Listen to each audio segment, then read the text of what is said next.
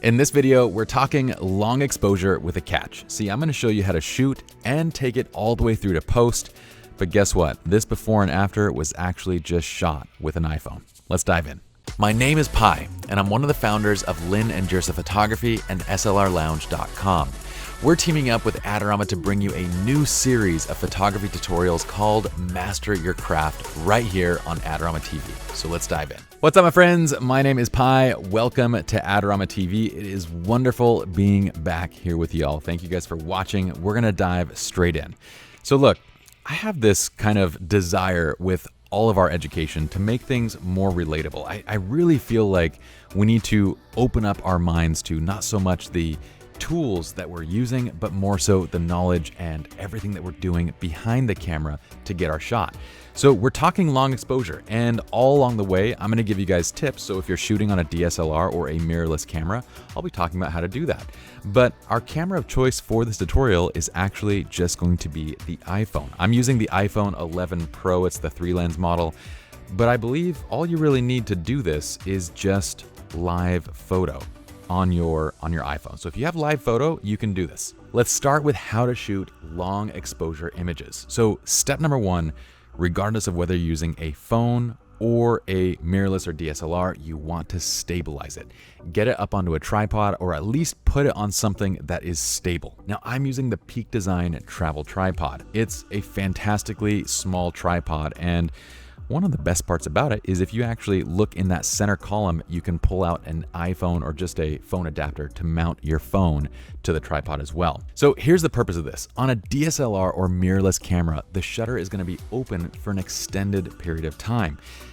It doesn't quite work the exact same way with the iPhone, but in principle, it's similar. The iPhone is essentially blending video to create the final still. But either way, any movement in the camera is going to give you a blurry image. So number one, get the camera stabilized, either onto a tripod or onto a steady surface and braced. Okay, step number two. I'll bet you're gonna think that I'm gonna go straight to shutter speed. No, not shutter speed yet. I want you to first dial in your composition. Decide on the type of photograph that you're creating. Always, before you get to the technical, decide on the artistry and what you want to actually include in your frame. Now, for this particular shot, I really like the rock formations, and I'm kind of framing the rock formations at the bottom left as well as the top to kind of enclose our action area. Okay, so I thought it looked interesting, especially against kind of the water that we're going to be smoothing out. So dial in your composition next. Step three is then shutter speed. And here's the deal. If you're on a mirrorless or DSLR, a full camera where you have manual control, I want you to start with shutter speed, because what you want to determine first before anything else is really how much motion you want. The image that you see here is the iPhone blending video essentially, and I'm going to show you exactly how that's done. Now the iPhone is going to do this blend a little bit different than a full camera, okay? So on the iPhone, the result that we're seeing here is going to look more like a 10 to 30 second shutter on your full camera. But if you want just a little bit of movement in the water, a great place to start is just 1 second. So dial in your shutter speed first, and then from there, once you have the creative look that you want to have, whether you want to go for just a little bit of motion in the water, go with the lower shutter speed. If you want more fog, you're going to go to 10 to 30 seconds to make water look like fog. From there, you're going to finish out the rest of your exposure. So you're probably going to adjust the aperture, close it down because it's going to be very bright, and also set the ISO to 100 or even lower. If you're doing this kind of in bright conditions, you may even need to employ an ND filter. So an ND filter will cut down light to allow you to do long exposures in bright daytime situations. Now let's go to the phone. On the iPhone, you're going to enable live photo. It's that button at the top right of the screen. You're just going to turn it on. You've already got the iPhone onto a tripod. You've got everything set. All you're going to do is shoot the image with live photo. Now here's a little secret. On any live photo, if you swipe up, you'll get to a hidden menu of effects. One of those effects is actually long exposure. So you're going to select it. And as soon as you do, what it's going to do is take that live photo. It captures a high resolution image. And before it's capturing a little bit of video, after it's capturing a little bit of video, and it's going to blend them all together to get your long exposure image, which we have here. So that's how to shoot the image. Now we're going to go ahead and edit this image inside of Lightroom Mobile. On desktop, I'm using just Lightroom CC because it's identical to the mobile app in your phone.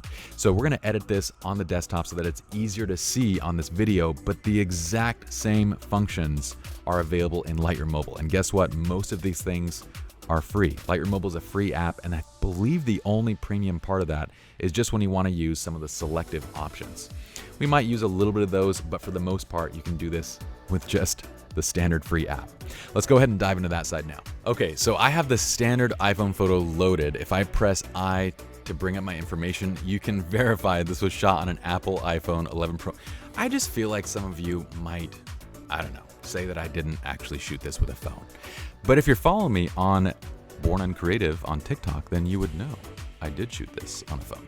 So let's do this. Let's jump over to our edit settings. You can get there by pressing E. Yes, our shortcuts are going to be just a little bit different than in Lightroom Classic, okay? So once again, you'll have all of this functionality in Lightroom Mobile. We're just going to use the desktop version so it's a little bit easier to follow along with the video. So here's the thing. The first thing I want to do is I'm going to adjust the exposure down a little bit. And the reason why is I want to see the detail in the mist. The next thing that I'm going to do is I'm actually going to convert this to black and white. So right here at the top, we're just going to go ahead and press the black and white button just because I think it would look really nice as a black and white image. Now I'm going to raise my black point a bit. You know what? Let's do this. Let's actually make some tone curve adjustments first. So look, select the point curve. You'll know because this guy right here is the tone curve. This is a parametric curve, meaning as you kind of make adjustments, it's not going to give you, it's going to kind of smooth the curve a little bit. So I'm going to right click and reset that. I want to edit the point curve because it gives me a little bit more flexibility. And by the way, these two curves can be stacked together. That's a great point to know because you can actually add effects together. So look, I'm going to add a point up here in the highlights. What am I going to do? I'm going to pull up. So I'm adjusting the brightness of the highlights up, and then I'm going to pull down in the shadows to get a little bit more contrast in the image. What this is essentially doing is adding contrast, right? So we're adding contrast, but without touching the contrast slider. I like that because I like to leave the contrast slider for very last to make fine kind of tuning adjustments. Now we're going to go to blacks. I'm going to bring the blacks up because I want detail in the rocks and the rock formations.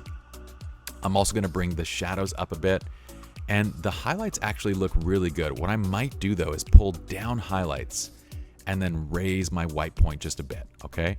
I'm raising the white point because I want those stronger highlights in the water to kind of jump out a little bit. So the whites are going to be up.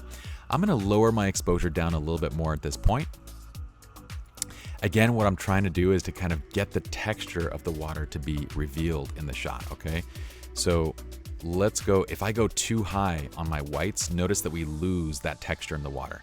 So I just want to be kind of right about here where we still see that mist and texture, and it looks almost like fog kind of rolling over the tops of mountains. It's kind of cool. It has a really abstract look to it. Okay, so now we have this. Let's go down. We don't need to make any adjustments to color, although white balance does make changes to a black and white photograph, just like it would a color photograph, only it's going to affect the luminosity of it, okay? The black and white mix, this is fun because in black and white, instead of an HSL, you're getting a black and white mix. And what you can do is adjust up and down the brightness levels of certain colors. Now, if you don't know what colors are specifically in the image, just click this little target adjustment tool and you're gonna move over any area of the image. And right now it's saying that, well, the primary color that I'm adjusting is greens as well as a little bit of what looks like reds. So I'm gonna go ahead and just pull down to pull the greens kind of down a little bit, okay? Now, over the water, I don't know that I want to make any significant adjustments. Let's just take a look. Right now, it's tweaking magentas. Magentas and reds, it looks like. And it looks like it's not doing anything crazy because there's not that many of those tones in there. So I'm going to go ahead and undo that, and we're going to tackle that in a different way. Okay, so under effects, what we're going to do is add a bit of texture to this, just to increase a little bit of detail. I'm also going to add quite a bit of clarity. So I'm going to boost clarity up by like 29. This is adding mid-tone contrast. And let's see if we want some dehaze. Dehaze is going to kind of add contrast in a unique way that's actually designed to eliminate kind of the haze you might see in a landscape photograph. But creatively, it's a fantastic tool because it kind of does very interesting things with how it adds contrast to an image. And I love that. Now, here's the thing. Normally, I like to use a radial filter on my images, but we don't get a radial filter for free inside of Lightroom Mobile. We have to pay for that tool. So I can fake my way there by doing a very subtle vignette. So what I'm gonna do is actually add a vignette to the image. See this little arrow right here? Click any of those arrows next to a slider to show more options. Now I'm gonna pull the midpoint all the way into the photograph. I'm gonna adjust the roundness of it so it's kind of more circular.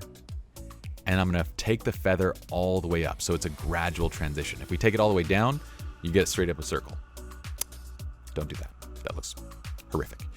Take it all the way up. Now from here, I usually like to let my highlights kind of squeeze through. So if you raise the highlights up, what you'll notice is towards the edges, the highlights of the image will kind of make their way through the vignette, okay? So let your highlights shine through, and that one, it doesn't really look like a vignette. It looks more like a graduated filter over the image. So that's really it. We've gone from this, well, what was the before? This before image to this final edit very quickly, okay? Now, if you are using Visual Flow presets, you can do pretty much all of this with just a preset. And if you're editing with mobile, I would highly recommend using presets. Whether you create your own, whether you purchase presets, Visual Flow ones are designed for lighting condition. And what I would do is I would just start with Visual Flow Crush, go straight to the black and white in Visual Flow Crush, and with one click, it'll take you here. So if you're editing a lot of images, investing in a good set or spending your time investing in developing a set of presets is gonna help dramatically with your mobile edits. So I'm gonna go ahead and undo that. We're gonna stick with our edit that we did, which is very similar to the Visual Flow Crush preset pack. I hope y'all enjoyed. If you did, I'd love for you to comment below, give the video a like, and subscribe to the Adorama TV channel. I'm gonna see you guys back here in a week, and I hope this video helps you to remember to focus on not so much your gear, but really just creating no matter what. See you guys.